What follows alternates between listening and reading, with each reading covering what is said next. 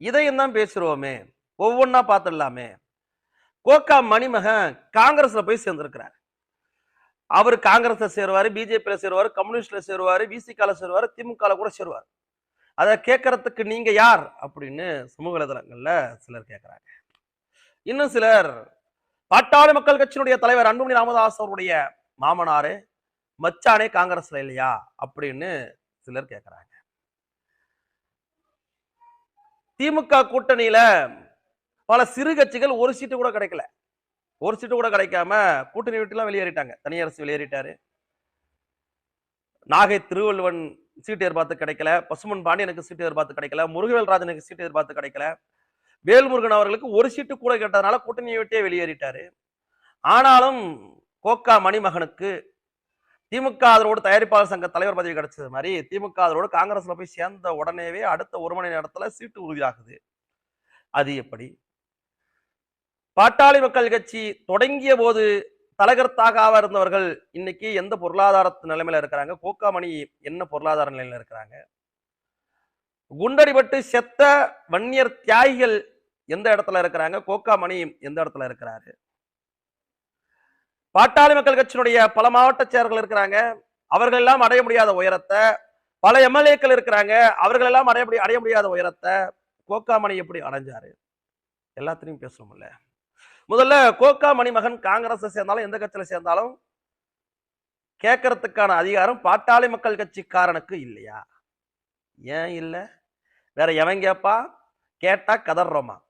முதல்ல கோகா மணிமகன் காங்கிரஸுக்கு போனதுனால கதற வேண்டியது நாங்கள்ல, காங்கிரஸ்காரன் தான். சனியா காங்கிரஸ் முடிச்சிருக்கு, அதெல்லாம் கதற வேண்டியது காங்கிரஸ் தான். நாங்க நிம்மதியாத்தான் இருக்கிறோம். எப்படியோ தோட்டத்தை சுத்தி வந்த துரோகி தூர போனுச்சு, ஐயா கால சுத்தின பாம்பு தூர ஒழிஞ்சது, நிம்மதியாத்தான் இருக்கிறோம். அவரு பாட்டாளி மக்கள் கட்சியினுடைய எந்த அடையாளத்தையும் சுமக்காமல் காங்கிரசுக்கு போயிருந்தா, பாட்டாளி மக்கள் கட்சிக்காரனுடைய ரத்தத்தை உறிஞ்சாம ஐயா குடும்பத்தை பிரிக்காம காங்கிரசுக்கு போயிருந்தா யாரும் கேள்வி கேட்க போறது கிடையாது.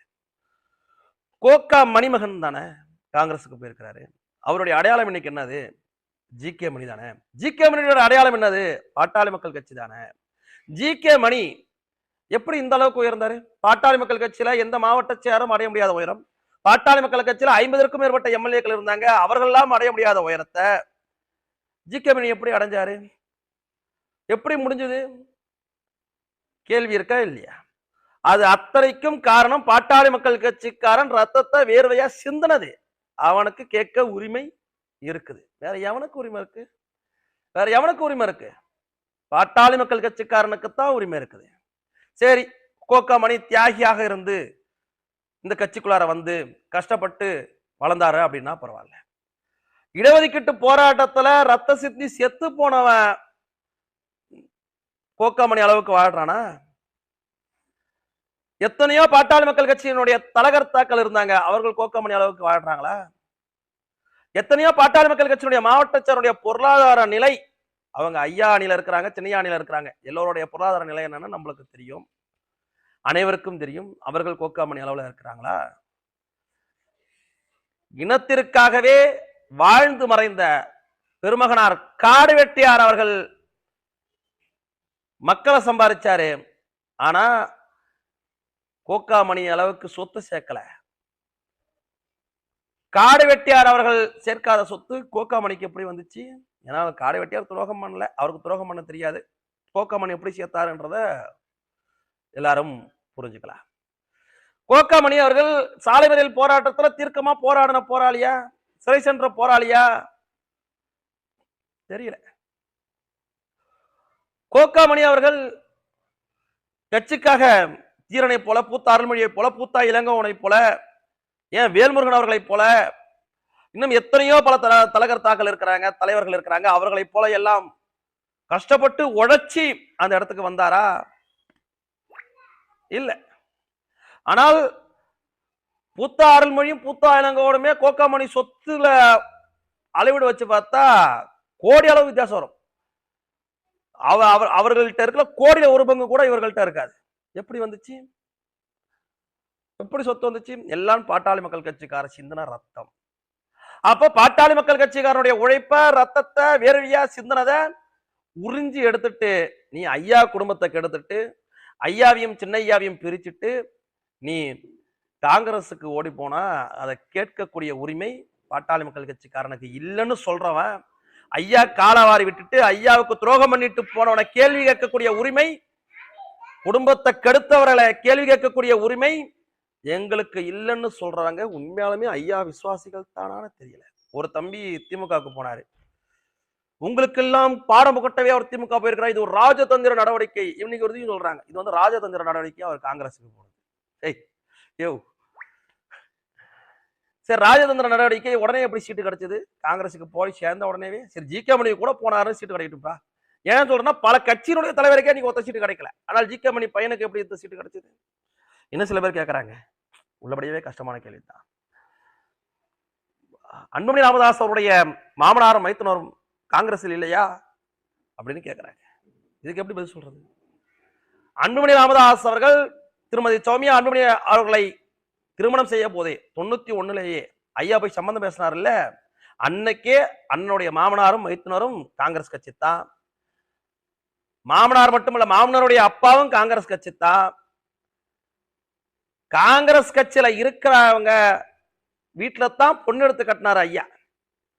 ஆனால் கோக்காமணி பாட்டாளி மக்கள் கட்சிக்காரனுடைய ரத்தத்தை உறிஞ்சி குடிச்சிட்டு இன்னைக்கு காங்கிரஸுக்கு தாவி இருக்கிறார். ரெண்டுத்துக்கும் வித்தியாசம் இருக்கு. நீங்க காங்கிரஸ்காரங்கன்னு தெரிஞ்சுதான் பொண்ணு கட்டணும்.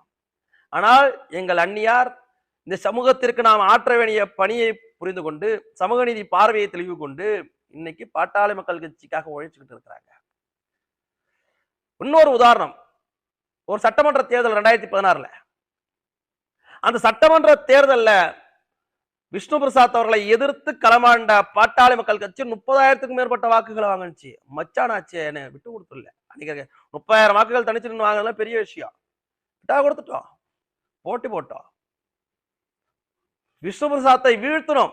விஷ்ணு பிரசாத்துக்கு ஆதரவாக நின்று பாட்டாளி மக்கள் கட்சி 10,000 வாக்குகளை சுருக்கிட்டு விஷ்ணு பிரசாத்தை ஜெயிக்க வைக்கல. நீ களத்துல என்னுடைய எதிரி, மாம மச்சான்லாம் வெளியிலத்தான் அப்படின்னு உறுதியாக நின்றவர் எங்கள் அண்ணன் அன்புமணி ராமதாஸ் அவர்கள். 33,000 34,000 ஓட்டு. ஆனால் இன்னைக்கு அதை கேள்வி கேட்கக்கூடியவர்கள் பல பேர் அந்த தொகுதியில் அந்த ஓட்டை வாங்கி கொடுக்கல. தருமபுரி பக்கம் வாங்கினதுக்காக இயல்பான ஓட்டு. எனக்கு இப்ப இருக்கக்கூடிய கேள்விகளாம் இதையும் நியாயப்படுத்தி பேசுறவங்களாம் உண்மையாலுமே ஐயா விசுவாசி தானே. நான் எப்பயும் சொல்ற மாதிரி தான், இன்னைக்கு அண்ணன் கூட நிற்கிறதுக்குமான காரணமே ஐயா நல்லா இருக்கணும், ஐயாவிற்கு நன்றி கடனாக இருக்கணும் என்பதற்காகத்தான். ஐயாவுக்கு நன்றி கடனாக இருக்க வேண்டும் என்றால் அண்ணன் கூட நிற்கணும். இன்னைக்கு இப்படியான துறைகள் ஒருவர்களாக வெளிவருவாங்க.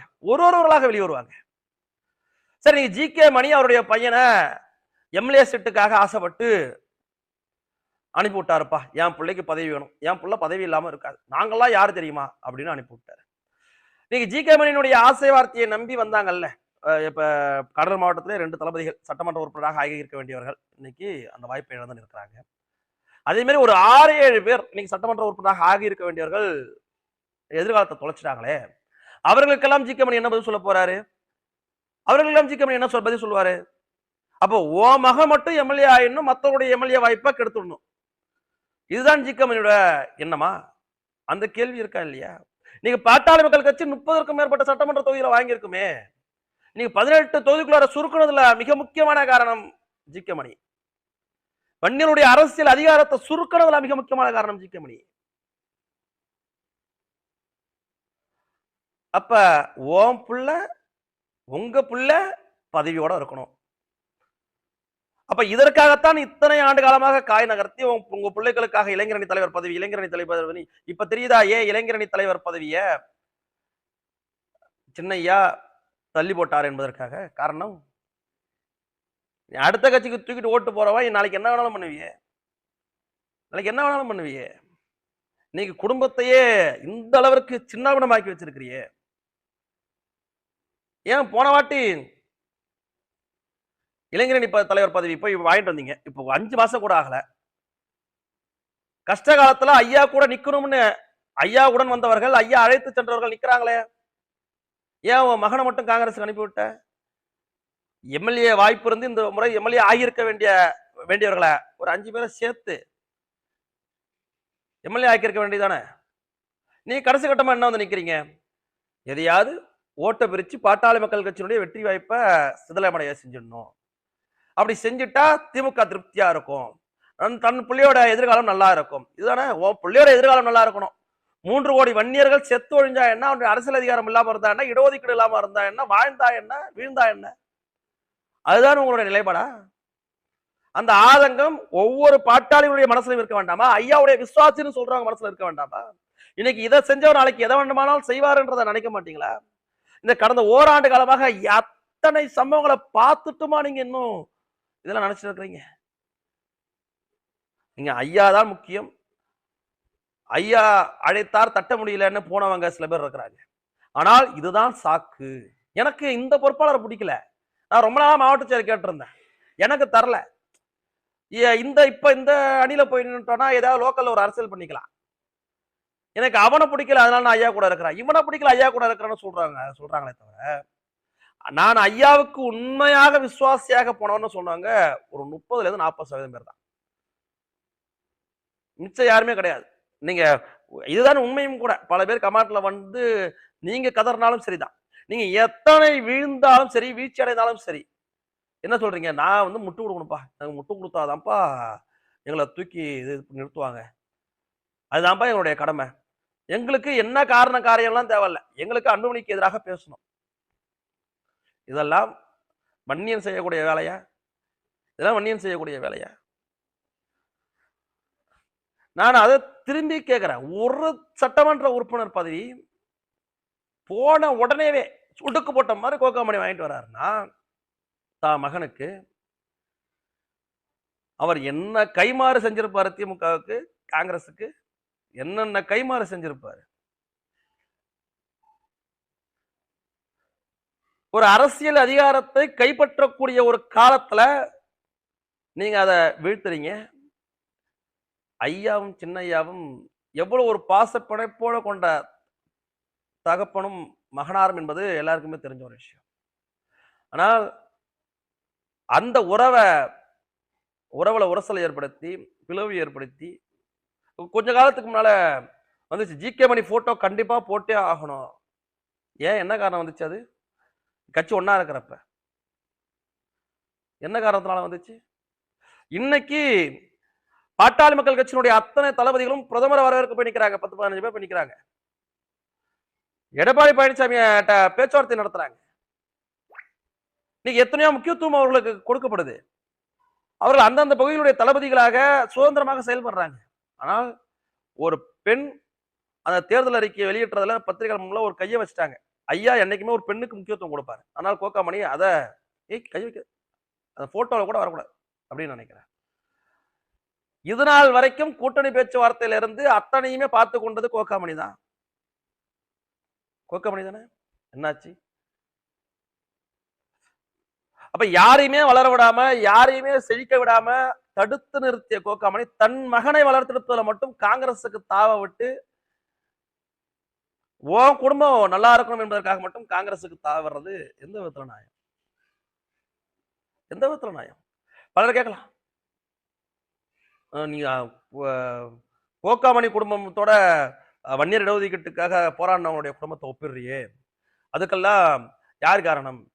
ஐயா அதெல்லாம் செஞ்சுக்கிறது இல்லையா? சின்னையா அதெல்லாம் செஞ்சிருக்கிறது இல்லையா? அப்படின்னு அதையெல்லாம் செய்ய விட்டா தானே கோகாமணி, அதையெல்லாம் செய்ய விட்டா தானே.